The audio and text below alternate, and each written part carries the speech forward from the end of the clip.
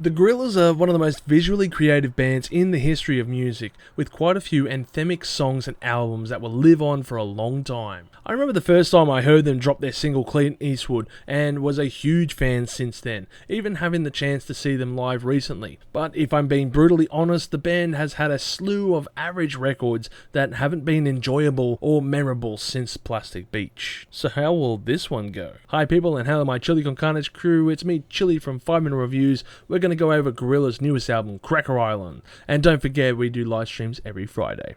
As you can tell by that intro, my thoughts leading up to this album were apprehensive and precautious. While I have done a few reaction videos to their 2 lead singles, it was only Cracker Island that really caught my attention at first, and I felt that New Gold felt a bit flat. Leading up to the album's drop, it dawned on me that in the past 12 years of material, there hasn't been much substance or any tracks that were really memorable, and it made me worry a bit. Don't get me wrong, there were some good tunes on the last few albums, but few and far between, and it felt like the band that I loved had lost their way and were venturing down a path that I wasn't enjoying. Song Machine was a decent return to form, but it's been kind of forgettable, and I couldn't tell you any songs that I loved without looking over the track listing. I really need to give that a few more spins actually. Fast forward to now. No, I only said it once.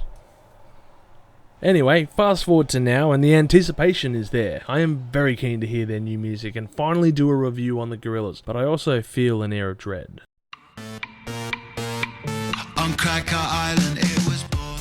We open the newest record with the title track Cracker Island, and what a track it is. A perfect way to start this album really. This song is easily one of the standouts on the album, and has one of the finest beats I've heard come out of the Gorillaz camp in quite some time, and it's so good.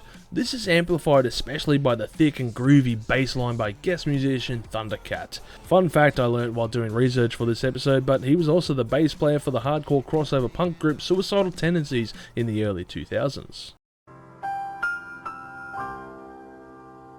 The following track, Oil, is also another great tune with the legendary Stevie Nicks of Fleetwood Mac fame joining for some vocal harmonies that are simply flawless.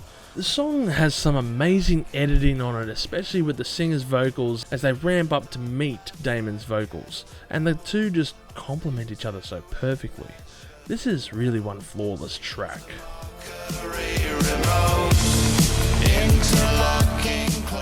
Upon my initial playthrough with the album, I found it very enjoyable for the first 3 tracks, but then it kind of slowly faded away in the mid-section until the ending picked it back up. While the mid-album lulls are not unusual, I blame this experience in particular on my car stereo. Luckily with my second playthrough, with some nice big headphones, I found it vastly superior. My feelings of this album having flaws slowly melted away with each play, and the tracks that I thought were weak points, like New Gold, Baby Queen and Tarantula, are growing on me in particular, becoming very strong tunes. Just a side note, but the track Tormenta featuring an artist I'm not too familiar with called Bad Honey was pretty funny in my mind because, well, I saw this beer condom recently with Winnie the Pooh and a statement of "fuck bitches, get honey," and now I attribute that to this song. That is a mad stubby holder. It's most likely my bias is showing, but I've never really felt that's an issue, especially when the music is good. I didn't really enjoy the styles that were presented on the Now, Humans or The Fall, but I feel like it's great to hear the Gorillaz getting back to their roots here, even if it's got a few minor tweaks to their styles. The only flaw I see with this release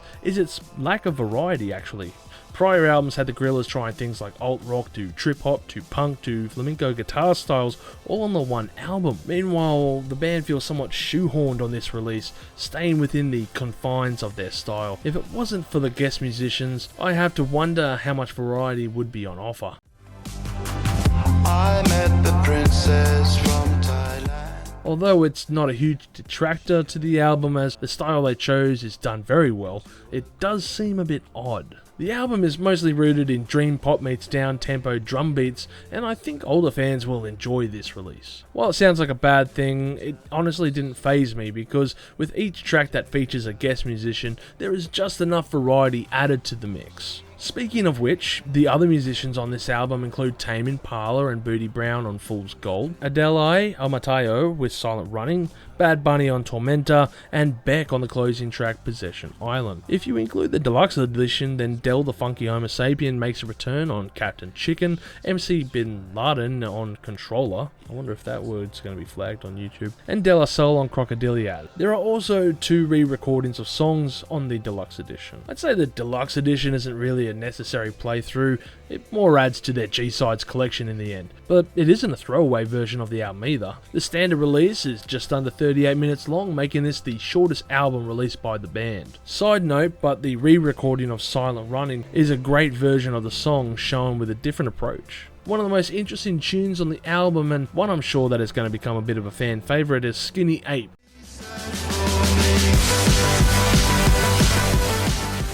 With the type of style drum beats throughout the song that brings some much needed energy to this album. It's also interesting to note the lyrics break the fourth wall and acknowledge the band for what they are. This track just kicks ass. Overall, I feel this album deserves a score of 8 million chilies on the spicy scale, with standout tracks being Cracker Island, Oil, and Skinny Ape. With each playthrough, this album just keeps getting better and better. It's impressive that after over 30 years in the industry and 20 plus years of Gorillaz, Damon Albarn can still write such whimsically dreary lyrics that are both encapsulating and invigorating. These songs are earworms that will slowly burrow into your mind.